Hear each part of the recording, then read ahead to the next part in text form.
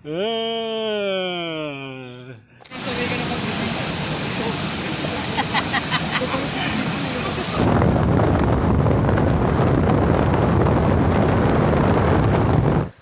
10 minutes lang daw na lakaran.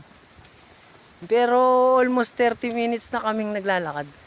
Hindi pa rin namin makita yung falls. Bakit ganun? Ha?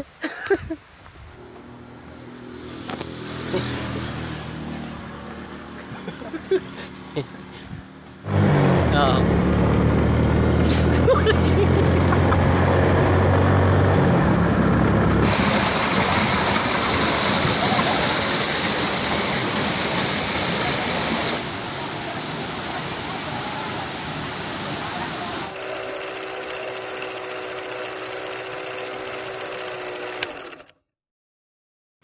Isang magandang araw sa inyo mga guys. Ngayon ay madaling araw at paalis kami ni Mrs. at magra-ride kami. Yung dalawang anak lang namin ang matitira dito sa bahay. Yung anak ko naman panganay ay malaki na at medyo marunong na magsaing, marunong na dito para sa mga gawaing bahay. Kaya pwede na namin silang iwan. Yung bunso ko naman kayang-kaya ng kumain mag-isa. Kaya na rin niyang maghugas at kaya na rin niyang maligo mag-isa. Yun, walang problema kapag iniwan namin sila pumapayag naman sila basta't may kapalit.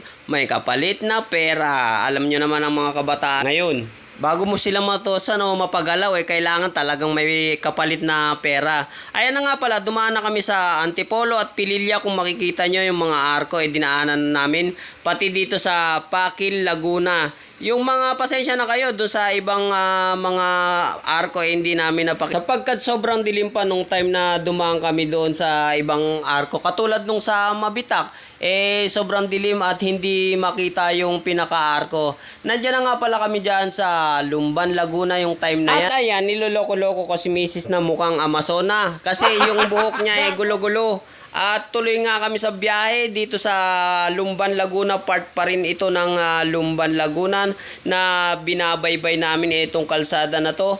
At napakaganda guys nung kalikasan kapag nakakakita talaga ako ng ganitong view talagang masarap sa pakiramdam. At dito part pa rin ng Lumban kumain muna kami ni Mrs. ng lugaw. Dito sa Bula Lugaw, sa JSM Bula Lugaw. Sila lang talaga yung madadaanan yung nag-iisang lugawan na madadaanan nyo dito.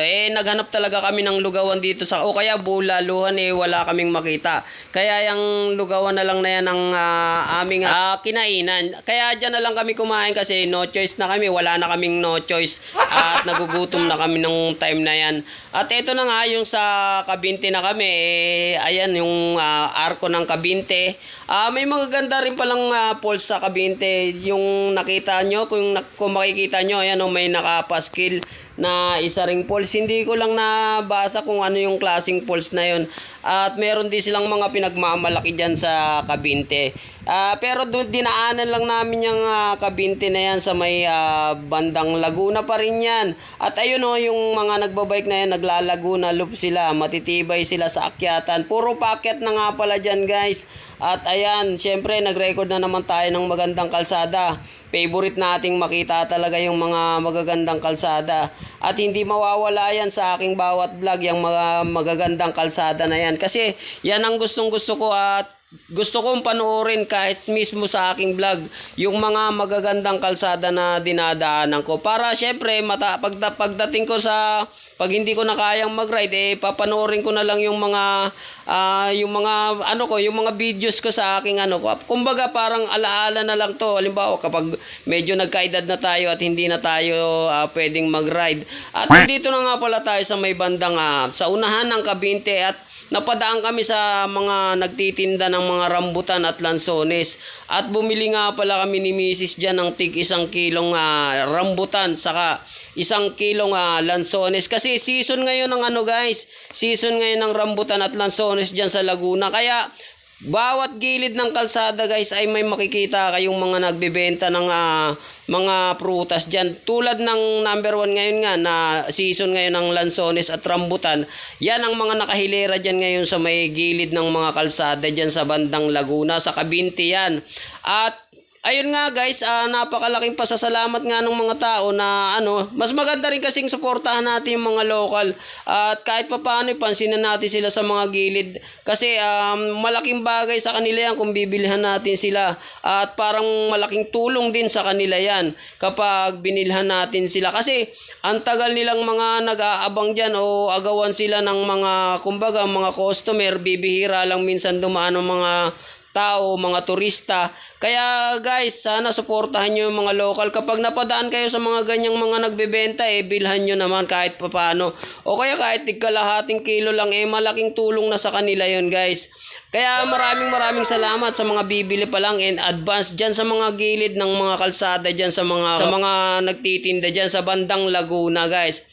Parang tulong na rin sa kanila yan. Maraming salamat. At dito na nga, ayan nga, habang nagbabiyahe kami, binibigyan ako ni Mrs. O sinusubuan niya ako nung mga nabili namin nung rambutan. Tapos hawak-hawak ko naman sa aking kaliwang kamay yung pinaka-camera namin. At yung isang kamay ko naman, syempre yung kanang kamay ko nasa manubela.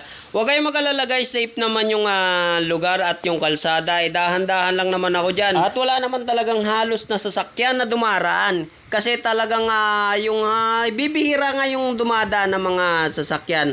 At kadalasan mga motor din ang nakakasalubong namin dyan at nakakasabay. Yung mga turista lang, yun lang yung mga nakakasabay namin. Pero yung mga local dyan, bibihira, nandun lahat sa mga ng mga nagbubukid o mga nagtitinda. Bibihira kang makakita ng mga local dyan. Ayun nga ang tanging gawain nila kapag yung bahay nila ay nasa gilid ng kalsada, meron talaga silang mga asahan mo. May mga ibinibenta yan na kung ano-anong mga prutas, mga gulay. At eto, napadaan nga pala kami sa Barangay Layasin. Bagay na bagay yan sa mga taong layas katulad namin, yung Barangay Layasin. Kaya siguro talagang dinaanan namin yung Barangay Layasin na yun. Talagang meant to be yan. Kasi naglalayas kami ngayon. Ayan na nga, nandyan na tayo sa may pinaka yung Taytay Falls, yung pinaka-entrada. Ayan o.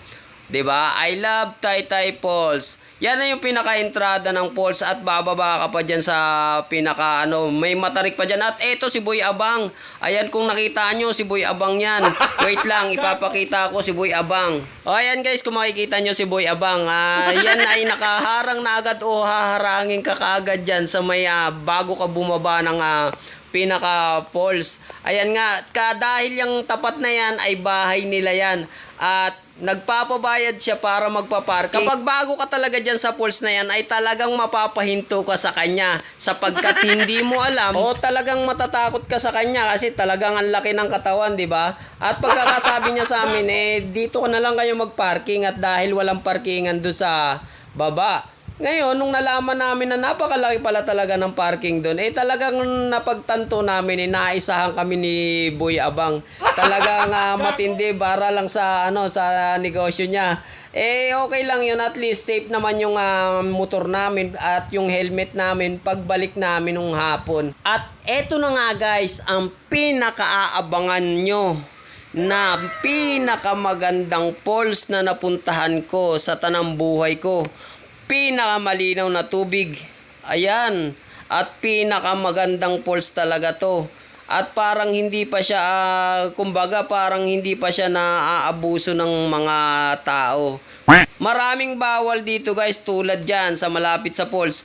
Bawal kang magluto dyan o bawal kang kumain ng mga kung ano-anong bagay.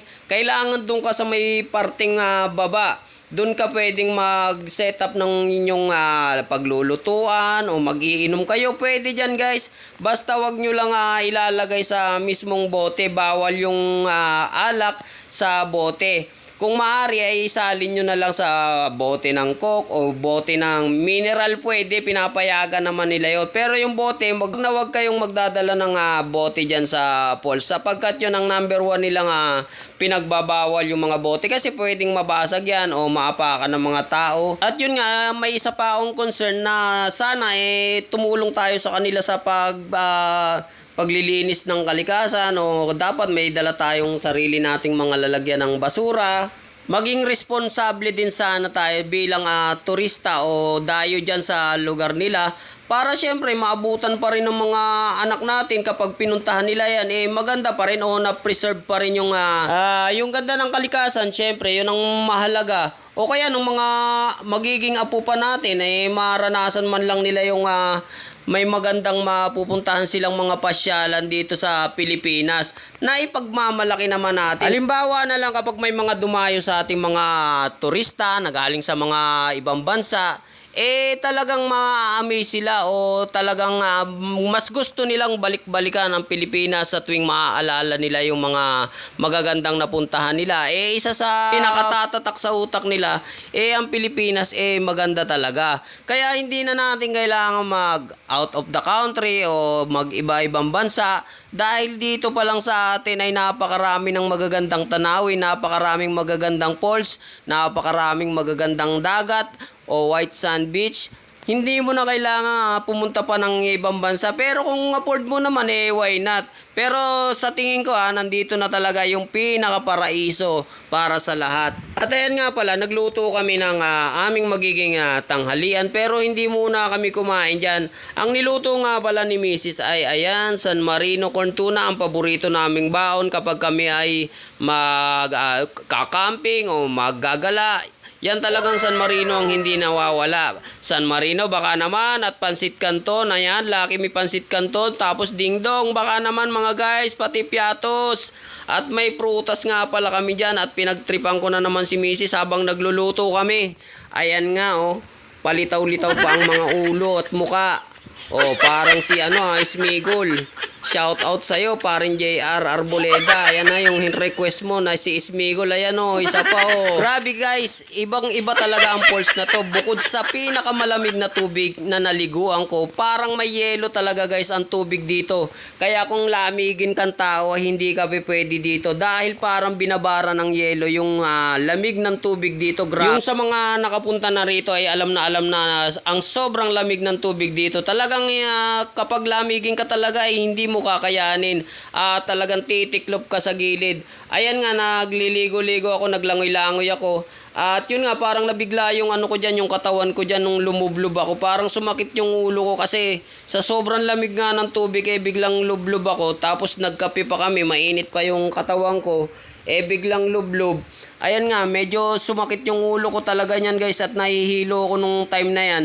Kaya naglaylo ako dyan muna sa paliligo dyan sa falls na yan at bumaba na muna kami dun sa pinakapwesto namin kasi bawal talaga dyan magluto sa pinakagilid ng falls o kumain ng kung ano dyan, bawal dyan. Kaya ang setup namin dito sa pinakababa. Ang pagkakasabi ko nga dyan kay Mrs. parang naengkanto ako dahil nga yun nga parang biglang sumakit yung ulo ko pag lublob ko tapos nahilo ko. Sabi ko baka yung engkanto dito o yung engkantadya yung nagbabantay dito nagalit sa akin kasi nga yung biglang talon ako, magulo ko sa falls at nagbibiro-biroan pa kami kaya siguro nagalit sa akin. Ang ginawa ko dyan, syempre nag-cross ako ng tubig dyan, parang kinross ko sa ko para na rin syempre yung naniniwala rin naman ako sa mga nature na mayroon talagang mga nagbabantay dyan kaya maganda ang isang falls katulad yan talagang may mga nagbabantay na mga diwata dyan o mga engkanto. May ganun talaga dyan sa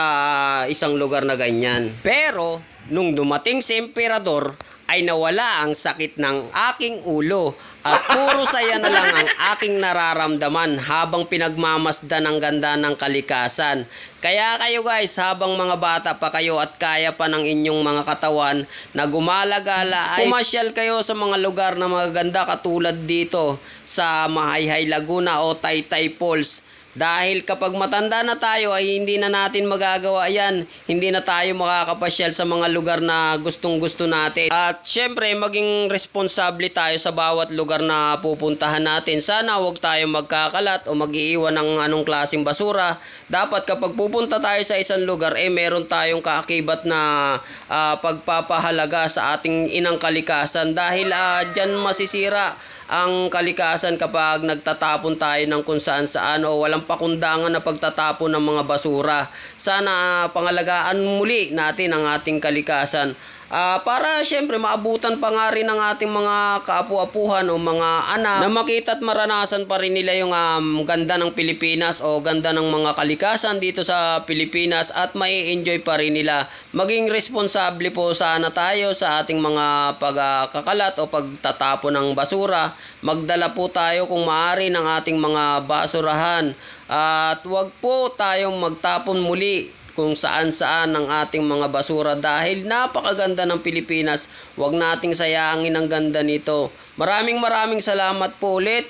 At eto, magpapaalam na ako sa inyo dahil patapos na ang aking video. Maraming salamat po sa nanonood sa akin at muli sa mga nagtitiwala. Maraming salamat po sa inyo. Ako'y magpapaalam na. Bye-bye!